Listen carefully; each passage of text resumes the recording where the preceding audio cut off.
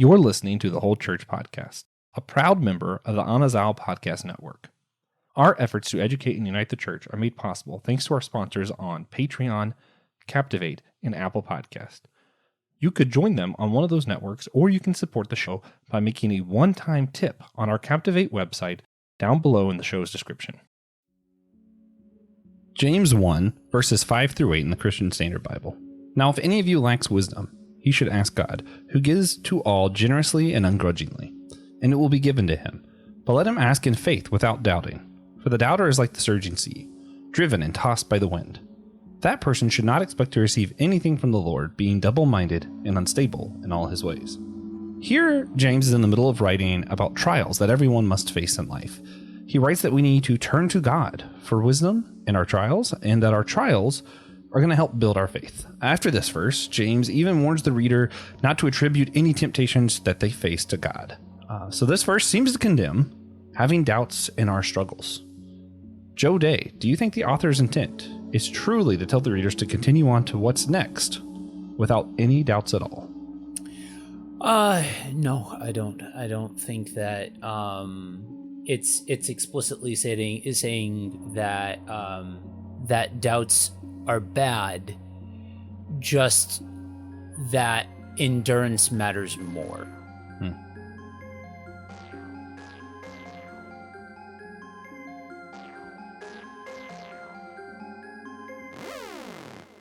Hey everybody, welcome to the Whole Church Podcast. We are back with our What's Next series, asking people what's next after some stuff going through life, because the whole church isn't always in the same place in life, and we're just trying to figure out how we navigate these different areas in life better. Mostly ministry related. Today we're going to be talking about what's next after a split in ministry or a split in ministry leadership. So, naturally, I'm Joshua Noel. I'm here as always. I'm one of your co-hosts, the one that you don't care about. The eyes of Sauron over there are truly the eyes of one far more terrifying, the one and only TJ Tiberius Blackwell. How's it going? Oh, it's going. Thank you very much. Thank you. Yeah. No, thank you. And of course, we are joined by really the only guest that makes sense for this episode, the one and only. He does like a million podcasts. BuddyWalk with Jesus, Thoughts from a Bearded Geek. He's also a pastor of home church and other things. Pastor Joe Day, welcome back. Thanks for having me back. Yeah. Good to have you, man.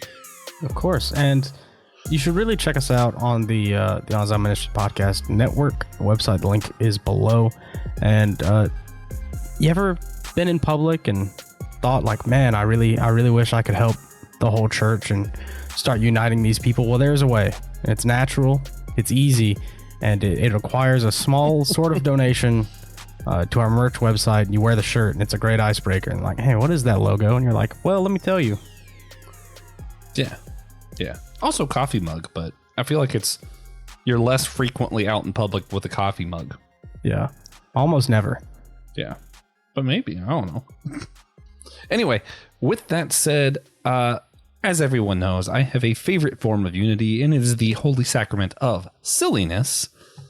And for this series, Joe, instead of doing a silly question, we're doing a silly story. And everyone has to finish the same story in this series, where we're doing the world's second greatest compilation of stories. I hope you're ready for this one. Joe, you got to finish the story. Once upon a time, TJ was playing ping pong against a sea turtle on board a steam engine train when he dropped the paddle when the sea turtle decided that it was going to teach him the sacred art of ninjutsu. Mm-hmm. Yeah, that checks out. Yeah, no, it's very real. Mm-hmm. Yeah, I mean, why would the turtle want to play ping pong when it could teach you ninjutsu? Exactly. Yeah, checks out to me. Yeah, it's crazy how many of these are true. Yeah, it is pretty wild. Anyway, with that, to start off, Joe, would you mind sharing with us some about the different splits in ministry that you have either gone through or witnessed yourself? Yeah, so unfortunately, in some ways, I am a little bit of a statistic when it comes to facing this sort of thing. So when I started Buddy Walk with Jesus originally, it was with a co-host and a dude that was so instrumental in a lot of ways of allowing me to ask hard questions and buck against the system and all of those kinds of things. But a year, 2 years in, and our visions for what we were doing started going in different directions, and tensions started to rise, and it came to, unfortunately, a point of contention at first, and then ultimately deciding to go two different directions, and he left the ministry, and so I started doing it solo. And so that was kind of the first time specifically in ministry that I had experienced what it means to separate from somebody that you were doing ministry with. I've also experienced this in the house church arena, where I was leading a house church, and I had taken up a position working with a local Sunday morning model church. And for a lot of folks in the house church world, that Sunday morning model is not really a welcoming concept, a welcomed environment, and especially to have somebody within leadership of their church looking to also go and work over there. For some, that can be a very hard idea to try and reconcile. Unfortunately, it wasn't handled in a way where there was a mutual decision to part company and things like that. A section of the church kind of had gotten together and then came to me and basically gave a vote of no confidence and decided to leave, and it kind of imploded the house church and all of that. One that I think is worth mentioning specifically is my time having helped get systematic Geekology up off the ground. I was one of the voices that came on early on in the scouting phase of looking for talent, and then it ended up where there was a handful of us that were like the collective brain trust for decision making and for planning, and if you want to call it that. I can make jokes about it now because it was absurd in a lot of ways, but didn't end well. It wasn't a happy ending. There was a parting of company that involved a lot of hurt feelings that, needed to get worked through and all of that kind of stuff.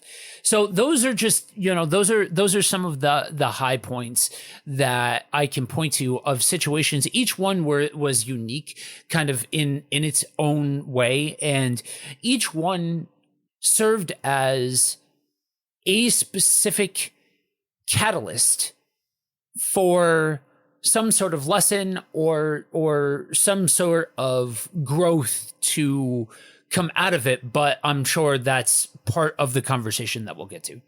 Yeah. Well, that was what I was going to ask next. Like, you feel like these have been opportunities to learn and grow, or just kind of be demoralized and put down?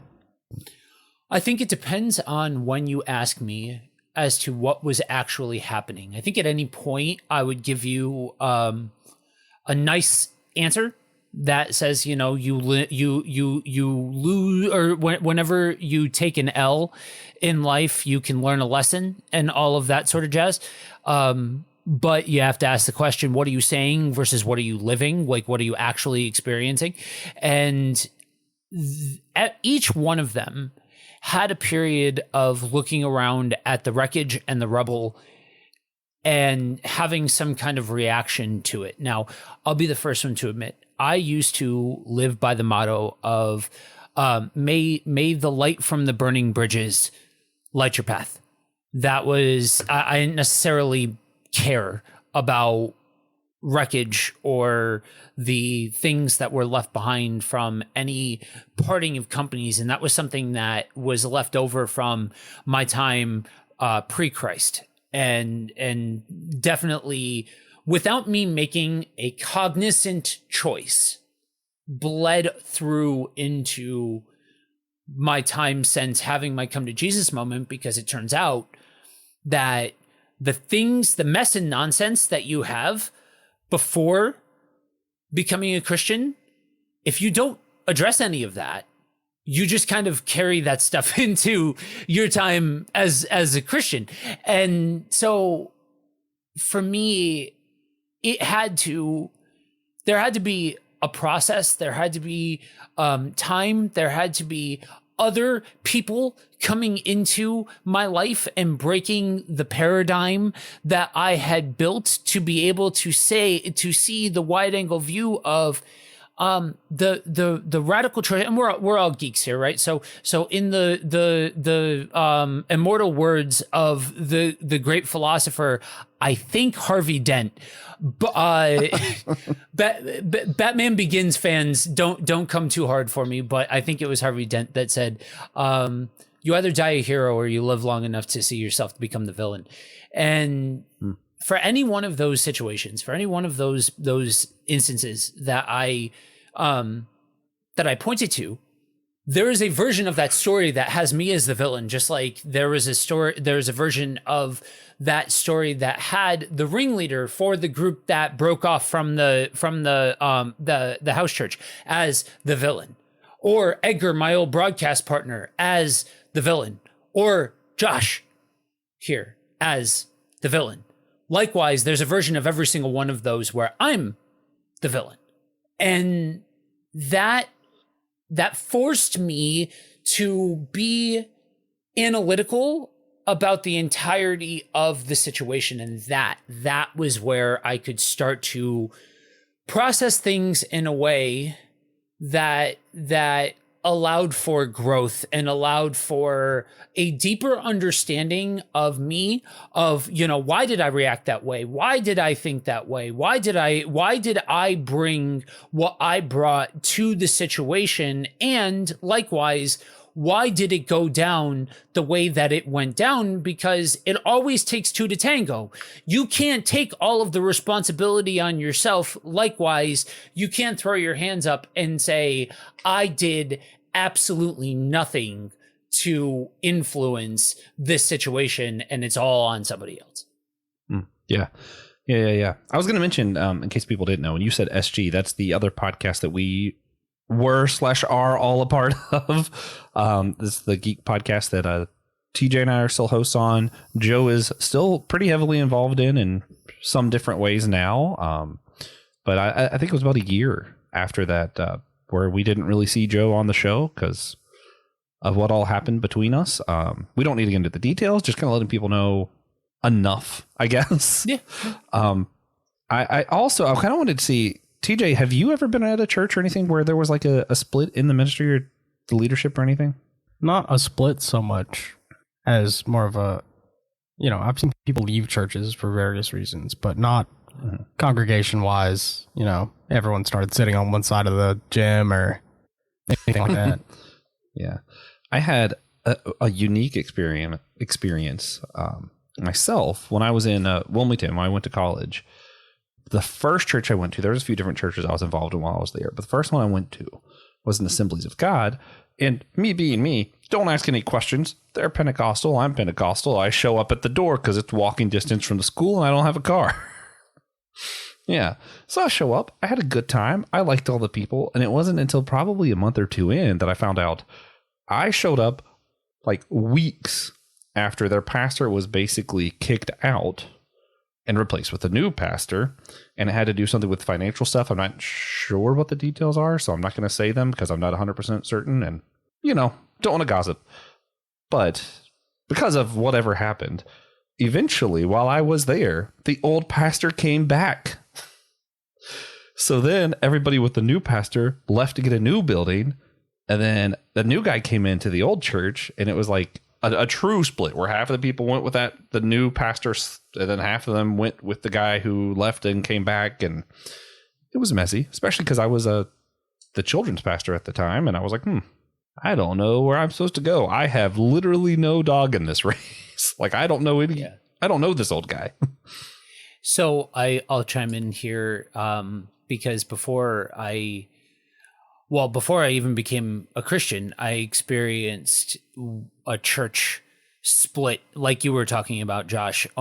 In that almost pure sense of the term, I was a part of a church plant that had two pastors, incredibly diametrically opposed to each other in approach and tone and background and all of that. One was very like kingdom focused, very open the door to everybody, and it's more about how you live. It's more about the applicability of Matthew 5-7 and the impact of the Holy Spirit, whereas the other one was a little bit more swayed towards fundamentalism, a little bit more swayed towards like the higher church sort of approach to Sunday morning. And while I personally stand on the fact that I would never go back to solo pastoring, I just think it's risky business. I don't think it's sinful, but I just think it's risky business being a solo pastor. It showed me a very valuable lesson of, even in having a plurality of pastors, having the right people working together for a church plant really does matter. And I don't know I think the answer as far as whether or not you go diametrically opposed or you go super unified or some variety thereof is something that you can, it's situational. But it was fine for 6-8 months, something like that. And then over time, the gears were grinding, and then eventually the wheels fall off, dude leaves, and a very sizable portion of the congregation goes with him.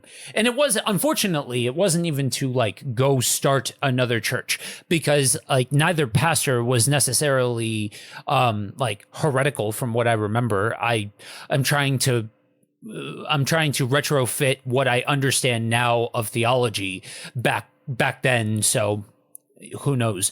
But it's not like they went to some place, which is unfortunate. But yeah, those are the kinds of things that very well can happen within a church setting. And I think how we handle things in a non-church setting will inform how we handle these things when confronted with them in a larger sense of community.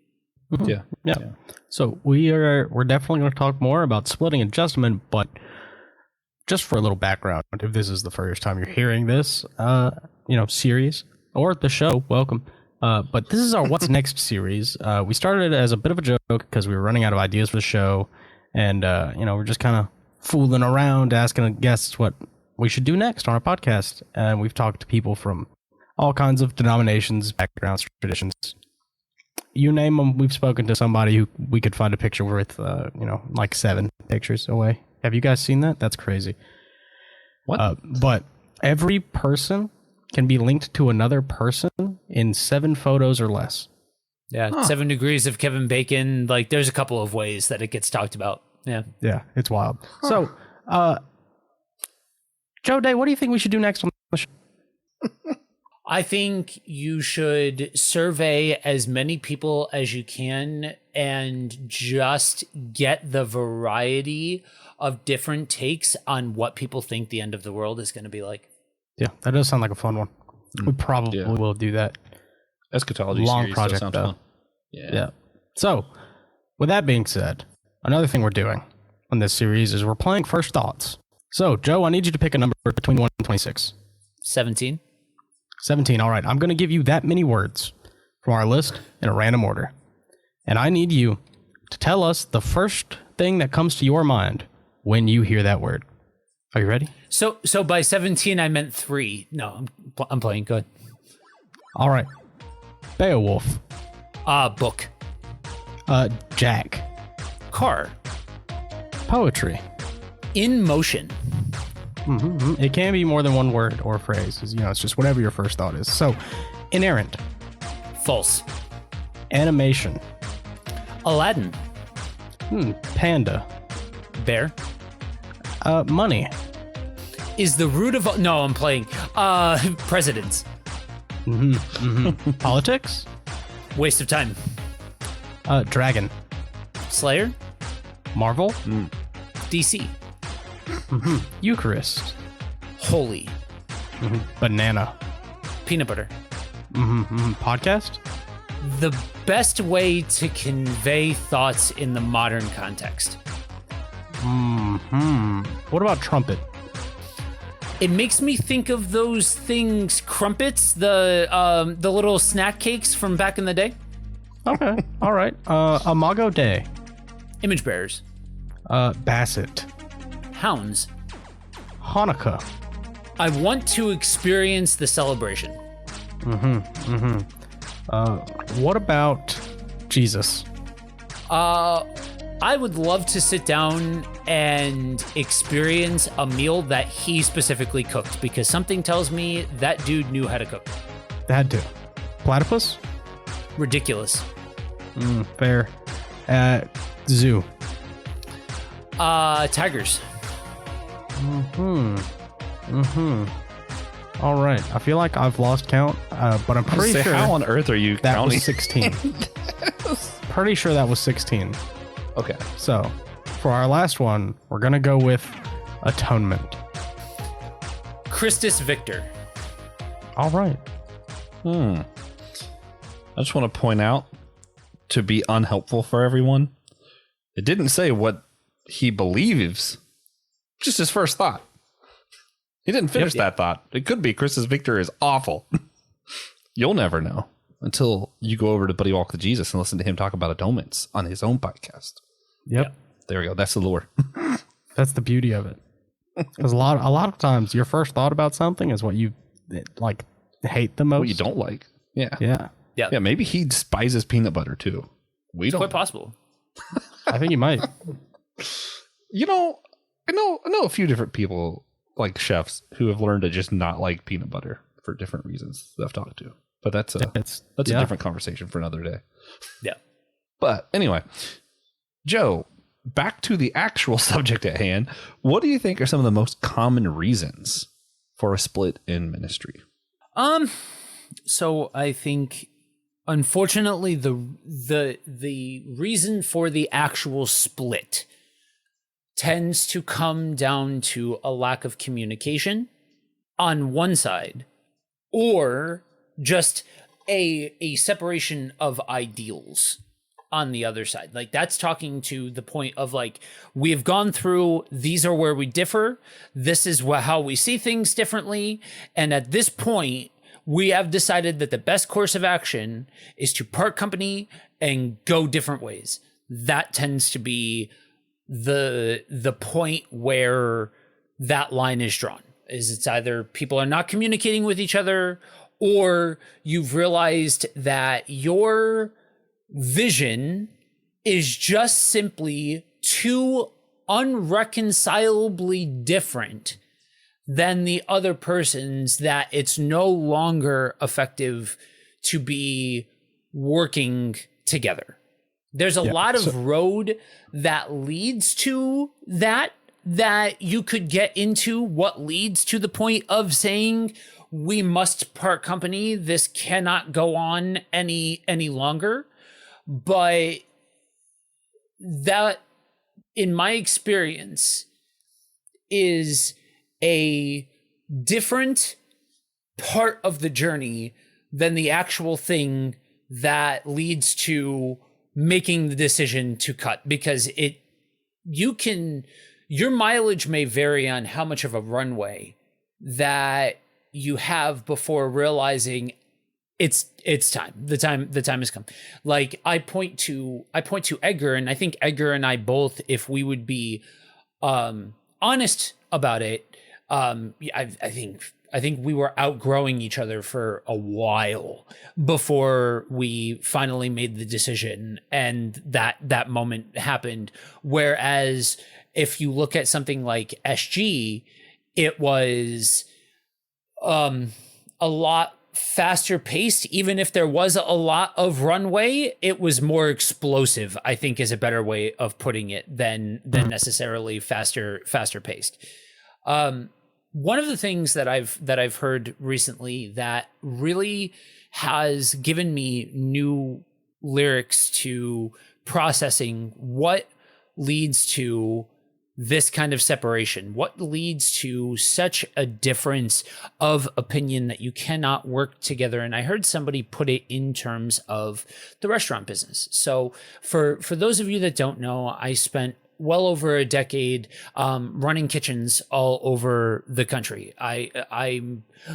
Still to this day, even though I am not active in the industry, my number one love will always be the culinary world. That a restaurant tends to be broken up into two specific points of view: the front of house and the back of house. The front of house, if you run an entire restaurant off of the perspective of just the front of house, you will likely end up with a dynamic that is incredible with hospitality and absolutely terrible for systems and execution and consistency. Just like if you run a restaurant specifically based off of the back of the house's perspective, you will be incredibly proficient and wonderfully mechanical and exact to a T, but hospitality will be sacrificed without a doubt. So that's why every successful restaurant has a dynamic of having somebody working with somebody from the front of the house working with somebody from the back of the house, because that is simply the only way that you can have a perspective that is for the best of the restaurant as a whole and everybody involved in it. Part of that is give and take. Part of that is, what does each person bring to the dance?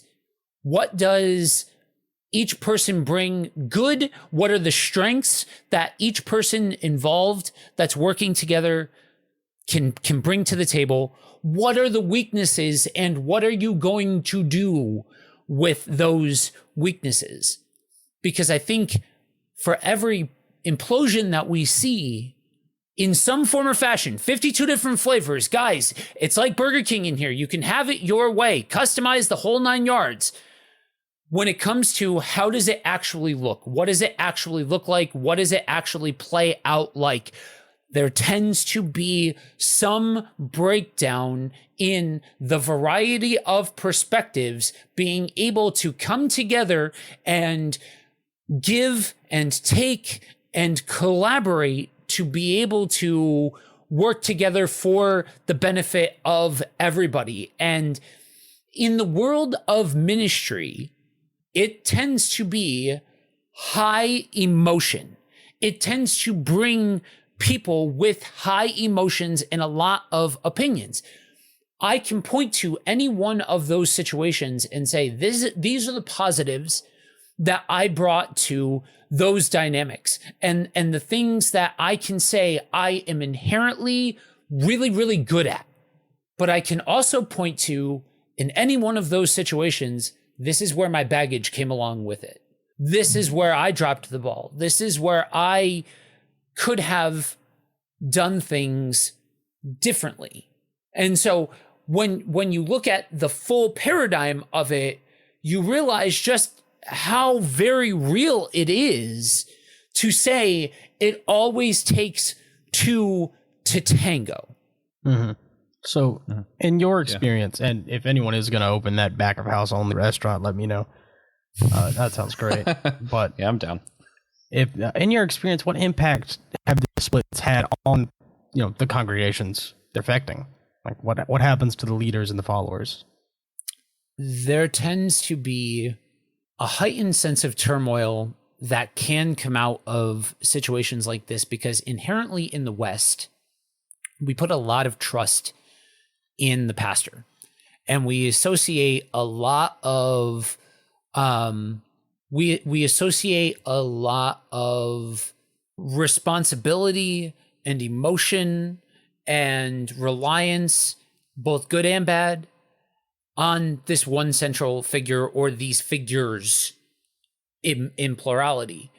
And so if you're talking about from a purely congregational standpoint, there's almost this feeling of the foundation getting hit and there being uneasy ground because there's a conflict in leadership. And unfortunately, it's a weird combination of secrecy coupled with a lot of people in the congregation simply don't want to know about what's going on. They just want to have more of a superhero sort of image of the pastoral team. And thus it leads to a lot of ambiguity, which tends to leave a lot of open doors to folks creating a narrative to fill in the gaps. Now, if you're talking about something that is handled outside of the paradigm of church, that's more of a ministry that still maybe draws a following, has an impact on other people, different things like that, that's where it can become really unique in how the ripple effects are felt. Because you spend enough time in church history, you can tend to find a lot of the major through lines.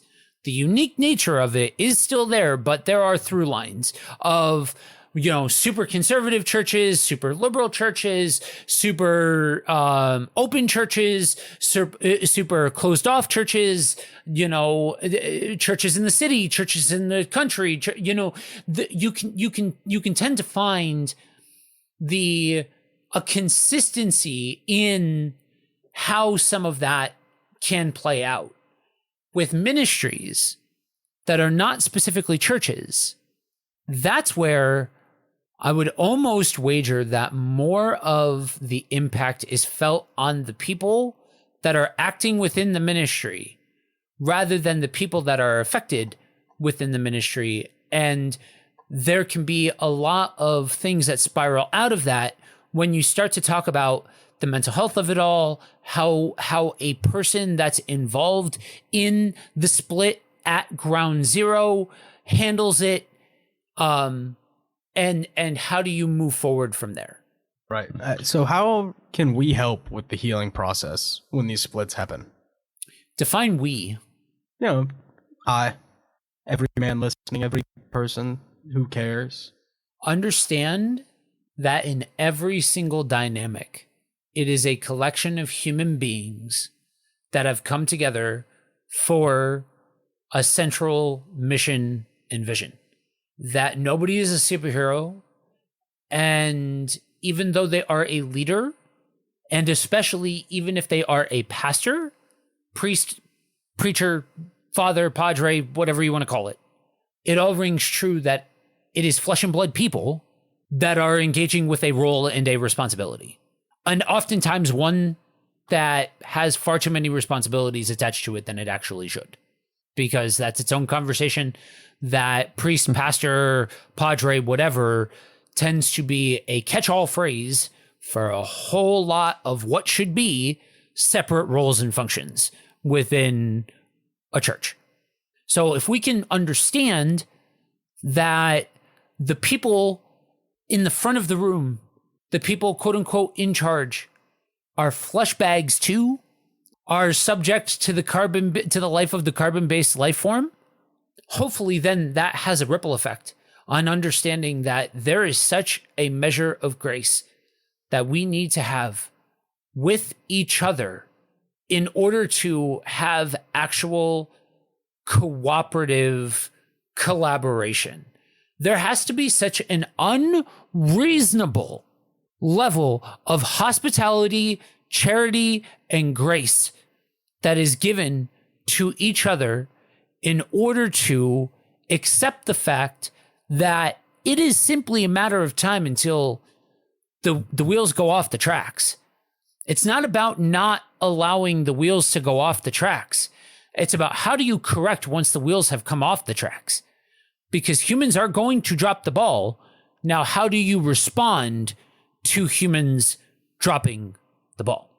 Yeah. Can I backtrack for a second to something you said? You talking about ministries that are outside of the church, which podcasts are easy example. People who I'm trying to think of other examples. I guess because I'm just so engaged in the podcast world, that's the only thing my brain's thinking of right now. But obviously, there's food drives, there's other charity work out in the community, even some schools. I don't know, different ministries. I'm trying to think of the different things that are encapsulated in that conversation. But you mentioned how that split a lot of the times will affect the people leading it more than the people who are actually impacted by the ministry. Could you kind of just unpack what you meant by that? So if we're talking about the two paths of church-related ministry and non-church-related ministry, in church-related ministry, when the bomb goes off, it tends to be way closer, and thus the ripple effects and the shrapnel are felt more immediately by the people who are surrounding the core implosion. Whereas non-church related ministry, there can be more space between the leadership dynamic of the people involved in the ministry and the people who are affected by the ministry. Now, sometimes the explosion is big enough that the ripple effects make the distance, and they are felt by the people that are engaging with the ministry. But oftentimes, the people who really feel the impact of the blast are the team surrounded around the conflict. I'll use SG for an example. Yeah. We are given to looking at new media, NU media, as a prime example of a non-church related ministry that we can engage in, because every single one of us is heavily, heavily steeped in both recorded content, live streams, postings, and allowing for these different areas to act as digital street corners. By way of that, there doesn't tend to be that same level of relationship where the people who are engaging with new media are directly impacted by conflicts between the team that is producing the content. So you take systematic geekology. What happened? Well, suddenly I wasn't there anymore. The lights stayed on, the wheels kept turning, episodes kept coming out, episodes kept being recorded, and I'm happy that to this day, systematic geekology is alive and thriving in a lot of ways better than it ever has before. A lot of what was just a dream back then, y'all have turned into a reality. But the conflict that happened, those series of days and those issues that had that central brain trust, the three of us going our own separate ways, there's a whole group of people who'll never know that story. Now, they don't need to. That doesn't need to be known by everybody. But it's not the same impact on the people that are engaging with it. I'll take the homeless ministry that I help out with. There was the only conflict in leadership that was felt by the people who were engaging with the ministry was when the local mission changed the entire paradigm on how they do food distribution and how they run the mission and all that sort of jazz. There were other conflicts within leadership that the homeless community or people that are dealing with food scarcity will never know about, because it's not for them to know about, because they are coming to engage with the service that the ministry is providing. Mm-hmm. Yeah. That's I think that's a good example, because a lot of times the hungry are coming, they're going to get food. If they get food, that's like the extent that they're thinking about that ministry is, because that is what they need. Podcast was a good example too. I think what's stands out to me about what you're saying and why I wanted you to unpack that is just there's a lot of unfelt and unheard pain, unless you are literally in that leadership. It's okay, well, the food got to who it needed to go to, mission well done. You don't think about it again. So I just think it's good to bring up, especially because I don't think people think of like ministry leaders and pastors as humans a lot of the time. And I was like, oh, no, they feel the pain. That's why I make it a point and to when TJ asks something like, how can the everyman be of help in this situation? How can the everyman respond in a way that's beneficial to the people that are involved? The number one answer has to be, remember that the people involved are human. Remember that these are people too, because that will impact how you view them, how you view other people, how you view ministry leaders as a whole, because that's what you're starting to touch on is the other side of the conversation. Half of it is, how do you do this in a way? How do you part company if you get to the point of it's time to go? How do you do so in a way that either minimizes the blast radius or does not damage the people around or the people that are affected by the ministry, whether it is within a church or not? The other side of the conversation is talking about the life of the person in ministry that has experienced these things, because the mental health dynamic of this conversation is so vital and so real, and unfortunately is oftentimes one of the least regarded aspects of the conversation, because the other side of the conversation is so important. It also gets coupled with this pervasive thought that the people that are involved in the conflict are something other than human, and thus don't need to be regarded in the entirety of the dynamic. Right. Well, on one side of that, do you think it's possible for a ministry split to help engender like greater church unity on a larger scale? I do. I think there are examples where folks understand that we are all one big family, but still hold to a preference. And preferences aren't bad. Shout out to member of the Anazao network coming over to one of my shows. Brandon Knight has been and will be for the next several weeks at time of recording, be appearing on the show, talking about a lot of this same stuff of how do we deal with our preferences and what impact should that have on how we view church and how we engage with church and all that jazz.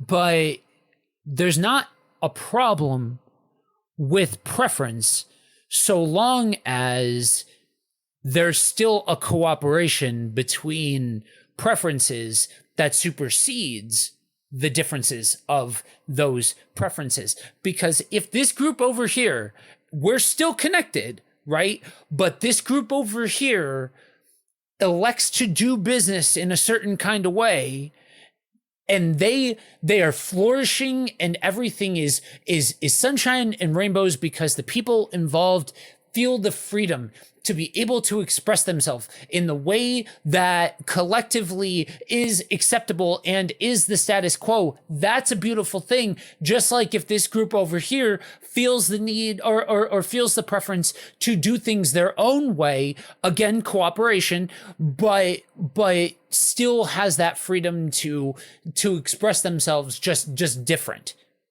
And again, I go back to the whole podcast ministry thing because when I left, it was finally time to just start my own thing, to just start my own network.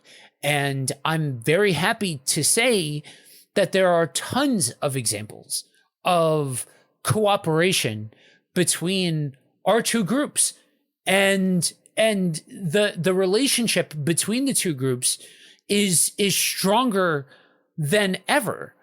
And there's a lot of crisscross, but ultimately at the end of the day, the specifics of how we do things are different between our two groups. And I, for one, think that if you can express the preference while maintaining the core of unity, that is such a beautiful thing and speaks to the actual thesis statement that is the book of Acts, in showing that the expression is not one size fits all. As we see the movement of Christianity taking place, the expression is not one size fits all, but the undercurrent, theology prime, that is the connective tissue that allows for the freedom of expression to do things in different ways. Yeah. So if a relationship is damaged in a ministry split, whose responsibility do you think it is to reach out, to rectify and begin, healing some of that damage that's done? So the answer most of the time is some version of yes. Everybody involved has a burden of responsibility when it comes to reconciliation. That being said, if there is a person that has been the catalyst for all of it, like everybody brings their own baggage to the table, but there are situations where there is a clear and present person who really lit the fuse to start the explosion, then that person, there tends to be a need to have to separate out and process out guilt and shame. If there is remorse for what has happened, that you need to be able to, okay, stop shaming yourself and step forward and say, okay, this is going to be messy. This is going to get weird, but we need to do this. Both all parties, if it's two people, both, if it's more, all need to be willing to get into the cage, lock the door, and have it out. And really, as the old saying goes, don't go to bed angry. Be willing to discuss everything in efforts of at least being open and starting down that road of what reconciliation could look like. As to who starts it, I think there's always an argument for any person involved to have to step forward in some way. So whoever initiates it is whoever initiates it. Mm-hmm. Yeah. And if there's like a serial ministerial splitter running around, then that guy, obviously. But we've got like 7 degrees of Mars Hill, and this one person is, caused 8 different ministry splits. Maybe it's time to stop forming ministries with that person. Yeah, there has to be an awareness whenever you're processing. If the idea is that you are authentically trying to process what has happened, and for the person who has experienced this level of split and doesn't know where to go next, doesn't know how to process any of what's going on, what is eventually going to need to take place is you're going to need to come to grips with yourself. You are going to need to become self-actualized to the point where you are willing to ask yourself the question, why? Why did I respond like this? Why did this happen? What did I bring to this equation? Because ultimately, at the end of the day, you cannot control what other people do or say. So even if another person was involved and you feel wronged by the other person, you cannot affect how they are going to respond to you, but you can affect how you are going to respond to them. And so being willing to do the hard work of getting into the nuts and bolts of asking those questions is so key to being able to move forward in any direction, in any flavor of how this looks. Because then you can be honest between yourself and God and ask the question, am I the 7 degrees of Mars Hill guy? Right. Am I the problem in this situation? If I keep watching bombs go off around me, is that just the way it be sometimes? Or am I walking around low-key lighting fuses in different situations and things like that? I'll be honest, I had to do the hard work and say, yeah, in some aspects of this situation and this dynamic, I'm the heavy. I need to figure out some things about me and figure that and get my mind wrapped around that if I'm gonna move forward at all. If I'm going to actually strive to be different, to allow these things to inform who I am and how I respond next time, then I have to be aware of that reality. Likewise, I can look at any of the situations that I have brought up and say, okay, yeah, this is where I got pressed. This is what the other person brought into it. This is what the situation was outside of what I added to it. Both are aspects of it, but the core root of it is being aware of your role in it. Because if you are, that is honestly how you serve others in the situation, is by being aware of yourself. Because how you are going to respond is going to affect the lives of other people. Yeah. And I am just going to reemphasize where he said the answer is yes when it comes to who should reach out first, especially because, you mentioned miscommunication. And speaking from my own experience, I also think largely a lot of the times for myself and probably others like me, especially common in ministries, lack of communication is the miscommunication. And if you split because you never discussed the things and just let it build up, and then you have a split, those are the people that are least likely to be the ones to actually reach out and fix it because they were already not communicating. Right. So that's the challenge. And you just kind of got to pull a Nike and just do it. Yeah. So is there anything that you think we just might not have thought of that would be important to think about after going through a split? I don't think it's anything groundbreaking that hasn't already been included. Just allow the depths of the realities of each part of this conversation to breathe. Allow the depths of reality of sitting with what happened, being okay with being uncomfortable, and going back to and living in the truth of what happened. Don't hide from it. And then ask the question, what's next?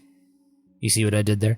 You ask the question of, how do I move forward from what has happened and what needs to happen? And sometimes that is you start to reach out to people who may have been affected by the split, or you go introspective and you start to say, okay, what do I need to do to start to heal, to be able to think about this thing clearly, and so on and so forth. That the specifics of the dynamics are so unique, but there are core through lines that you have to take seriously if you are going to allow the scars to form, but not become sources of long-term toxicity or long-term ramifications that develop into bitterness or unwillingness to engage with other people or different things like that. Yeah. Good stuff.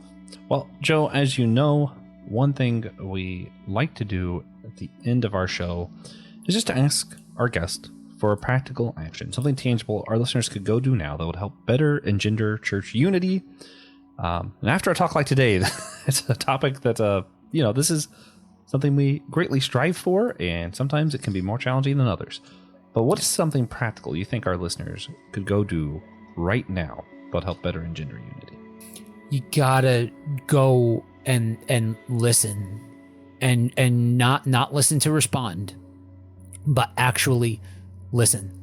The more time that I spend on this earth, the more I come to understand that people tend to prefer to be heard rather than agreed with.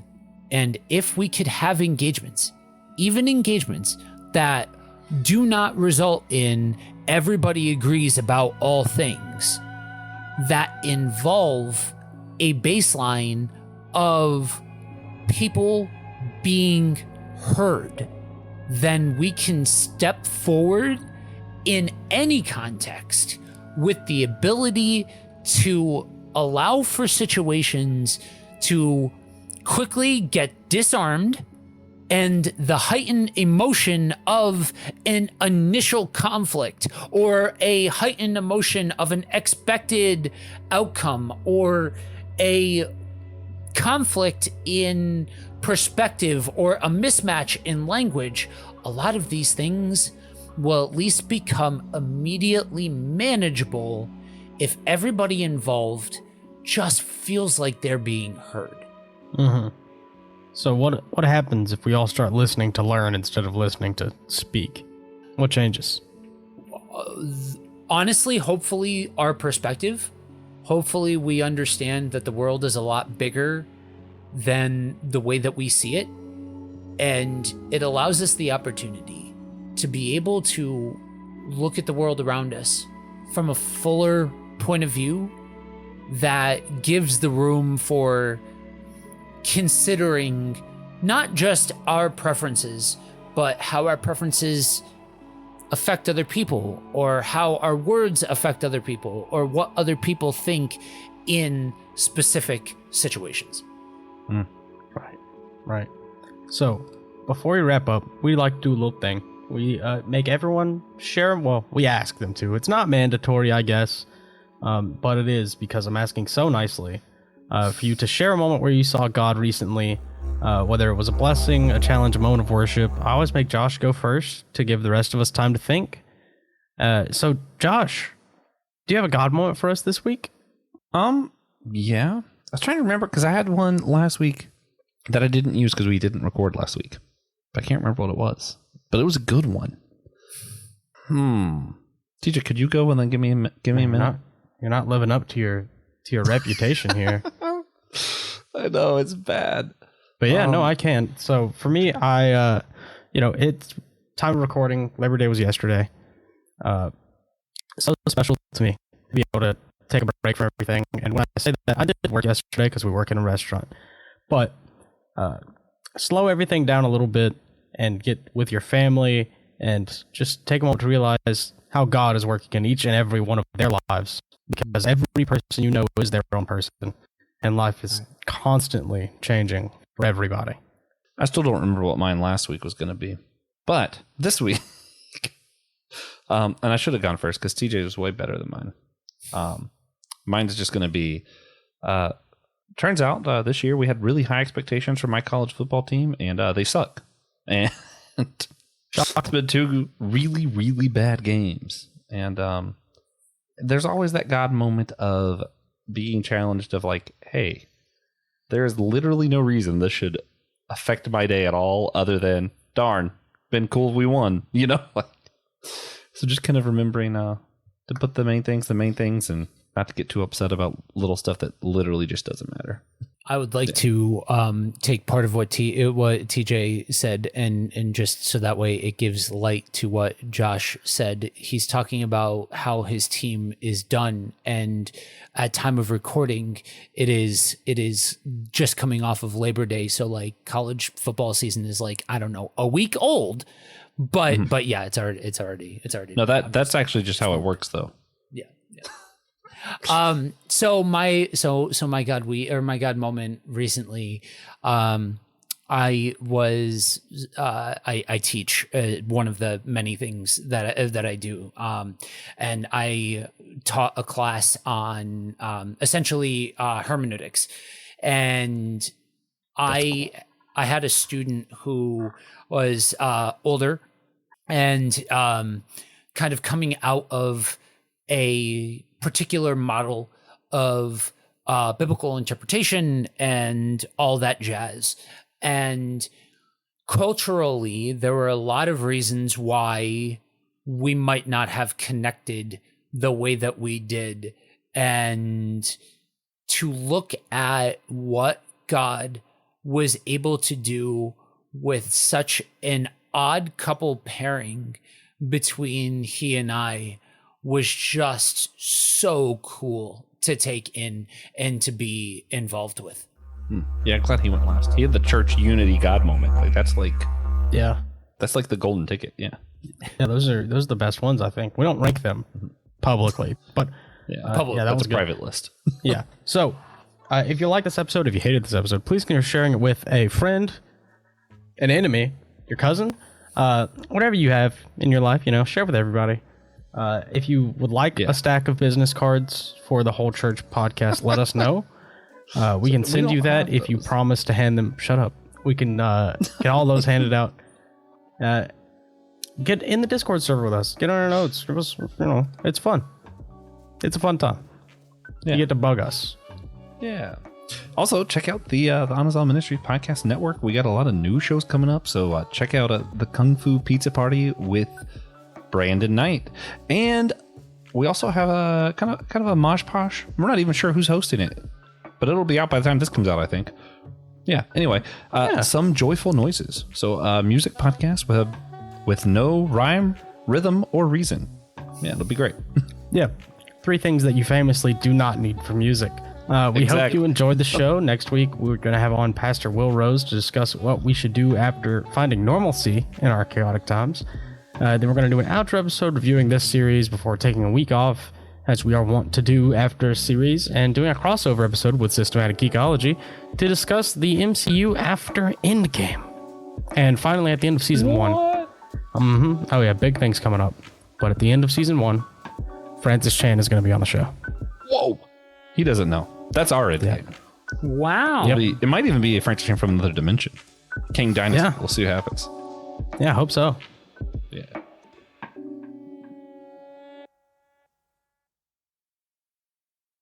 Thank you for listening to the Whole Church podcast. We hope you enjoyed the show. Remember, you can always sponsor our efforts to educate and unite the church on Captivate, Patreon, or Apple Podcast. If you're not into the subscription thing, again, you can leave a one-time tip on our Captivate website down below in the description notes. Thank you again, and please come back next week.